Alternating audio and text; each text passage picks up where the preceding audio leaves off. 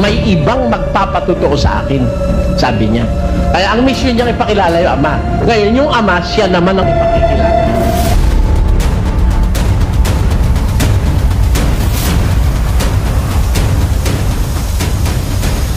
Ang tanong ko po, bakit nung nangangaral si Kristo dito sa lupa, hindi niya naituro na siya ay Diyos? Eh, hindi naman yun ang mission niya, iho eh.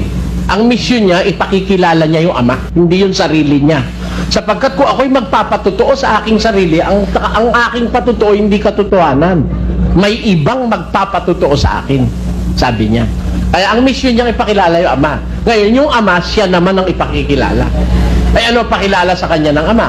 Hebreo 1:8. Ngunit tungkol sa anak ay sinabi, Sabi nung Ama sa anak, ang iyong luklukan, O Diyos, ay magpakailanman. sabi nung Ama, yung anak niya, Diyos eh. Kasi hindi, kung ikaw halimbawa sugo, ano bang gawain ng sugo? Ang sabi, ang nagsasalita sa ganang kanyang sarili, humahanap ng kanyang sariling kalwalatian. Na dapat ang humahanap ng kalwalatian niya kung sa kanya'y nagsugo, ang gayon ay totoo. Sa mga kapatid, pag sugo ka, hindi yung sarili mo ipapakilala mo, kundi yung nagsugo sa'yo. Kaya tamang ipakilala ni Kristo, yung Ama, ang Diyos na iisa.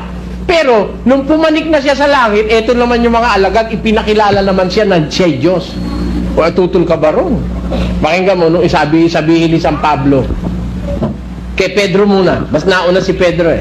Si Simon Pedro, na alipin at apostol ni Jesucristo, na nagsipagkamit na kasama namin ng mahalagang pananampalataya sa katwiran ng ating Diyos at tagapagligtas na si Jesucristo. God our Savior, who is Jesus Christ.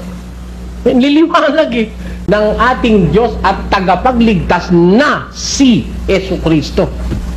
Conclusive yun eh. Diyos at tagapagligtas na si Jesucristo. Si Pablo, ano sabi?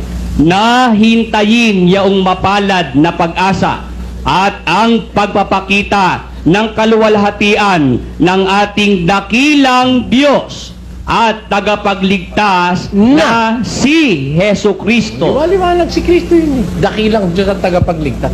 Kaya, nung nasa langit na siya, ipinakilala naman siya ng mga apostol na siya Diyos.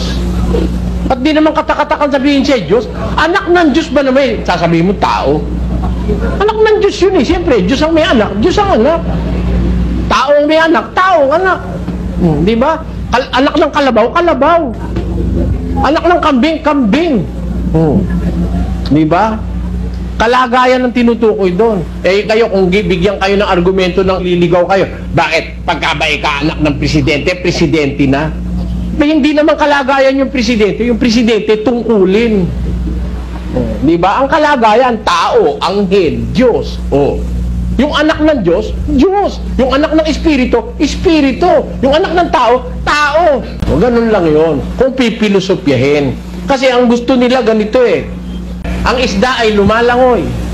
Si Pedro ay lumalangoy. Kaya si Pedro ay isda. Yun ang kanilang pinusupya. Para man pagka lumangoy ka, isda ka na.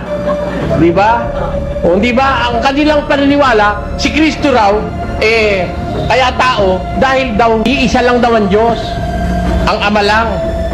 At yung Diyos na yun, Espiritu.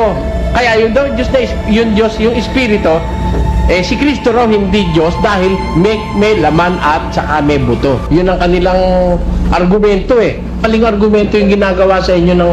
Alam mo mga pastor nyo, ang natutunan sa Biblia yung ibabaw.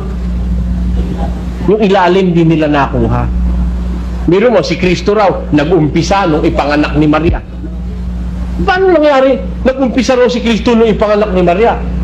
Samantalang hindi pa nga ginagawa ang mundo, nandun na yung anak ng Diyos. 17:5.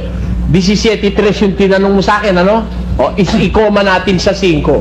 At ngayon, Ama, luwalhatiin mo ako sa iyo rin ng kaluwalhatiang aking tinamo sa iyo bago ang sanglibutan ay naging gayon.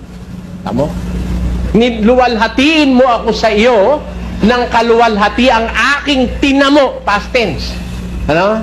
Tinamo sa'yo, bago pa ang sanlibutan naging gayon. Di wala pa sanlibutan, meron ng anak. Saan mo sasabihin mo tao? Imposible. De los imposibles.